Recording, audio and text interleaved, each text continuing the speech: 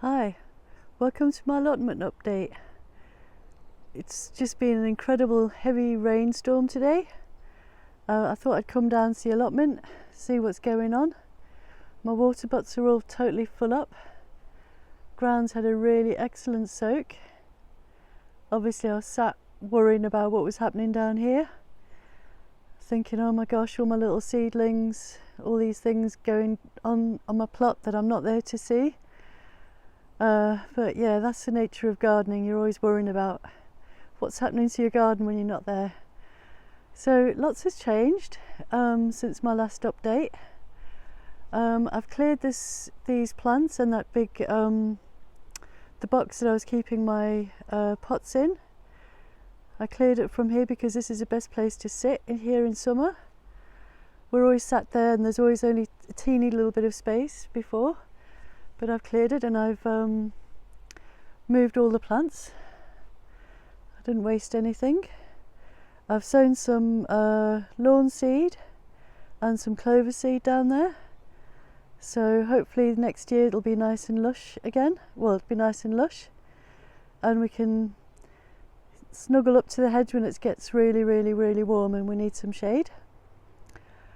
Let's see what else has been going on. I've had lots more crops. I've made some aubergine chutney, which I'm looking forward to eating in the winter. I'm gathering more aubergines to make another little batch because I only made 3 small pots of it out of 600 grams of aubergine. So it's really nicely cooked down, my chutney. I use a Hairy Biker's recipe and it's absolutely delicious. I finished it off, what I made last year. I've been having lots of greens from here. I've harvested a couple of tomatoes. The biggest change here is I've taken the massive pumpkin plants out that had self-seeded. I have some pumpkins, I'm not sure what they are, but I'm sure they'll be edible and delicious. So it's given some room for the agastache to grow. It's absolutely beautiful. And these dahlias, I'm hoping that they're going to actually flower now that they've got some room. They're not under all those big leaves. I popped in a little sorry, I've just forgotten what that is. It's really beautiful though. I'll remember in a minute. Aubretia. I love it, creeping Aubretia. It's not creeping, I don't know, hanging, you usually put them in hanging baskets, but they can also climb up. And yes, these marigolds are doing that really well, this calendula. I gave it a little strim along here because obviously I couldn't even get through there for a couple of months with the pumpkins growing there. I took out quite a lot of the nasturtiums that were turning, just to give everything else a little bit more room. I've done quite a lot of clearing and started moving plants around while I still know what they are before they go dormant in the winter, the perennial plants. I've given the thyme bush, it's actually survived, I've given it a little trim. I've started trimming the lavenders down and distributing lavender heads to people. It's lovely to put in your room. When your room warms up, you can smell the lavender. It's gorgeous. Oh yes, and that's where that tub is with all my pots in it. And the guttering for my grandchildren to play with. Put cars down and water down and make noises down. It's quite fun having odd bits of guttering around. I've decided I'm going to be moving this mound. Oh my gosh, it's so easy to trip on there. So I'll be using it to level out the rest of this area here because again this is a lovely place to sit in afternoons when it's really warm. Once the sun has got to that hedge on the other side there, we can move around here. We have a bit of shade here. This is one of the pumpkins. So it's kind of a mix between a red blah blah blah, and a crown prince. So yeah, I'll be moving this big tumbler. I'll be moving it into here so we can get around here more easily here. So I'll be putting the tumbler behind here. I just put these slabs out just to see if I had enough. So I'll be using these slabs here to just increase this path along here. And I can move these water butts back a little bit, and I'll make sure that I can get my wheelbarrow through, because the compost tumbler will be here.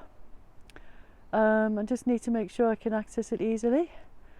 I've ordered some tarpaulins from Helford's. They look like really decent ones, and I'll be putting hooks up on the outside of both these long sides for when it's really rainy and wet. I think I'll probably also be storing my tools behind here, just keep them out the way. Have to see how that goes though. With grandchildren, I don't want them getting their hands on them, so I might have to rethink that plan.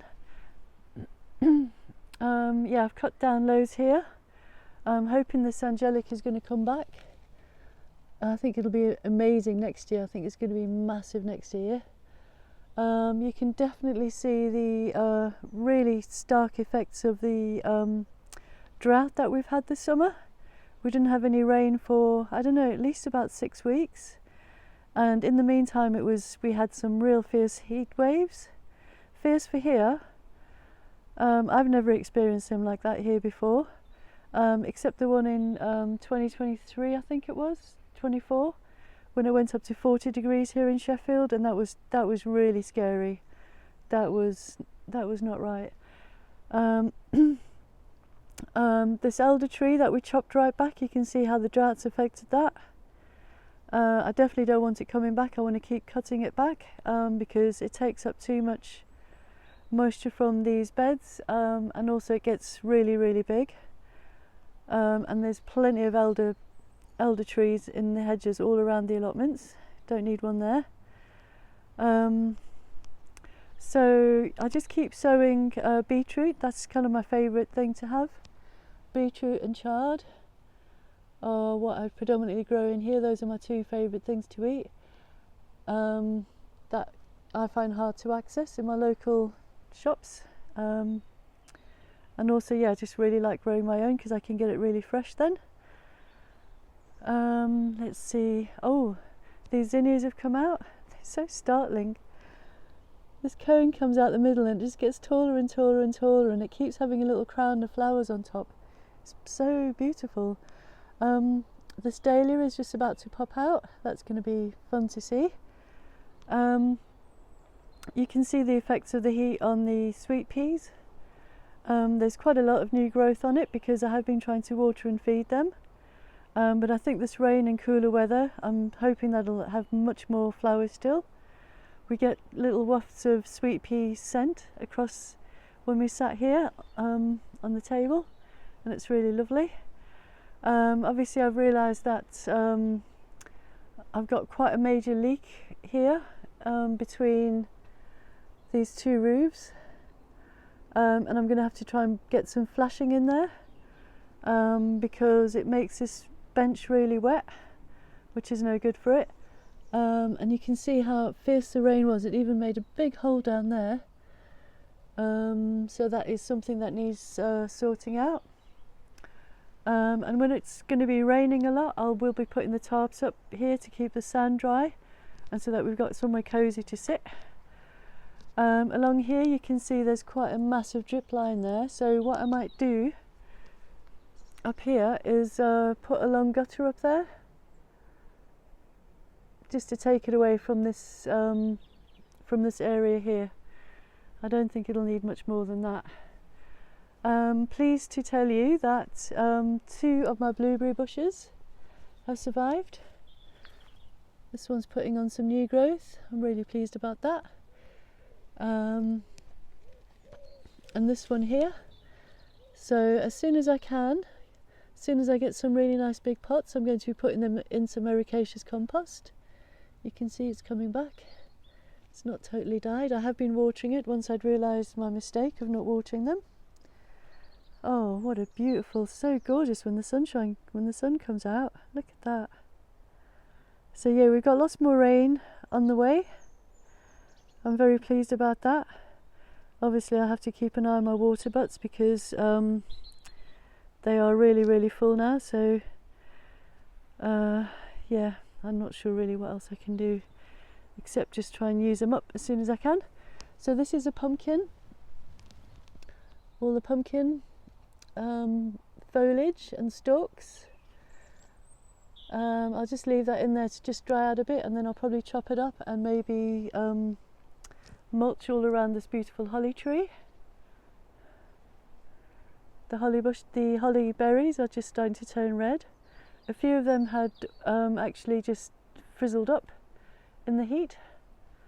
But when I do have a cool dip, which to be honest I've only had a couple this year, it's just been too warm. I really haven't wanted to be down here later on in the day. So I might even think about trying to move my bath somewhere else. But yes, when I've had a cool dip, then I let the water out here. I use some of it to water the pots. I let the water out, and one of the reasons I put it here was to actually water the holly tree, because I really cherish this holly tree. So around here I've just taken these pots away from these things that I'm catching water in. Just took them away from these tomato plants because they were going to drown. And obviously I got a whole lot of water on one of my shoes, one of my trainers, so I've got a nice wet foot. I often have a wet foot on my plot, which isn't that much fun, but it's warm, so it doesn't really matter. So I've had lots of lovely little tomatoes. Obviously I've not cared for these tomatoes as well as I should, because they should be really a lot bigger than these. I think they probably need a lot more nutrition, a lot more feeding than I've given them. So I'll try better next year. Ooh. So let me show you what's going on in the polytunnel, but we'll just have a quick look at the allotment in the beautiful sunshine. Just hang on a sec. I don't want to get the sunshine in people's eyes. Look at that. You can definitely see autumn's on the way, as you can expect after such a very hot summer with no rain. I'm expecting lots of things to flash back again.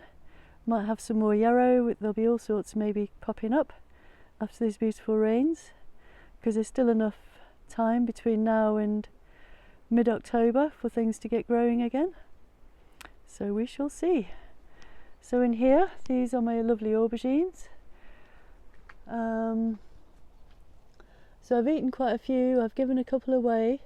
I've made one small batch of chutney, and I'm just gathering them when they get big enough to harvest, not when they overripe, because they go green when they're overripe, which is really off-putting. So I'll probably be getting a couple of these tomorrow, and I'll have to get probably some more malt vinegar and possibly some more sugar to make another small batch. But it's well worth it, well worth the effort. The Cape gooseberries, lots and lots of fruit set, just waiting for them to start ripening. They've done really well. I think it's really helped that I haven't been feeding them, because every year I've had them before now, there's been way too much foliage, and they've just gone everywhere. I mean, but these have been really polite and put on lots of fruit, so I'm very happy with that. Lots of this toad flax is still flowering. I have been watering it along here just because it's so beautiful and the bees really love it. Let's see, along here. So I moved some of that really tall, that gorgeous clover. I moved a patch over here from near the gate where I cleared it. There's a hollyhock coming up there. Sweet peas didn't do anything. This Astrantia and peony, they struggled a bit. I think I'm going to move the Astrantia in winter and put it in a cooler spot, and I'm also hoping that that will give the peony less competition, because there was a little bit too much competition in that corner there for it. These snapdragons are still going, which is lovely, because they really are beautiful. And they're just so delicate and so intricate and just beautiful.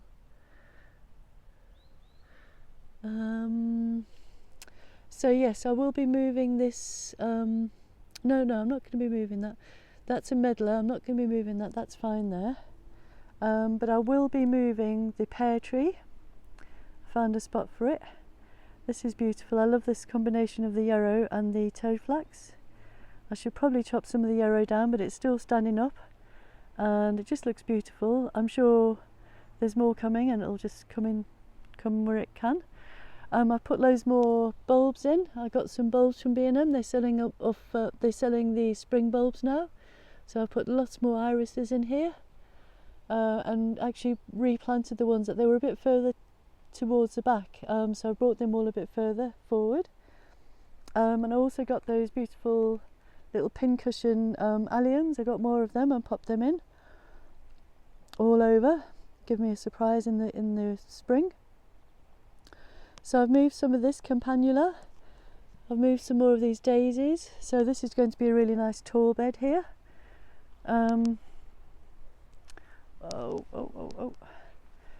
What else can I show you? I think that's mostly what I've been doing. So yeah, I'm just it just feels like it's fine-tuning my allotment now, which makes me really happy. Because the ideal thing is that you don't have to come down every day and spend hours and hours. Sort of try and make it slightly less high maintenance. That'd be really good. Still having a bit of trouble with the pond. It's still got all this green slimy stuff in it, but it has been really warm. I filled it up yesterday. I couldn't believe how low it was. I thought I'd kept an eye on it, but obviously not. But yeah, still having a real big trouble with this green algae. But I'll just keep taking it out. So hopefully in time my pond will find its balance somehow. This is so beautiful in the sunshine, this toadflax with raindrops on it. I'm not sure if you can see it in that, but it's really beautiful.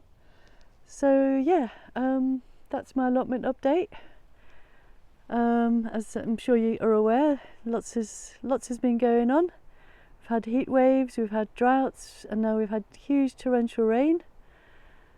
So yeah, thank you so much for watching. I hope this video encourages you to get out and about, chat to people you don't normally chat to, be nosy, go for walks if you can in your local area. Yeah, so thank you so much for watching. Cheers.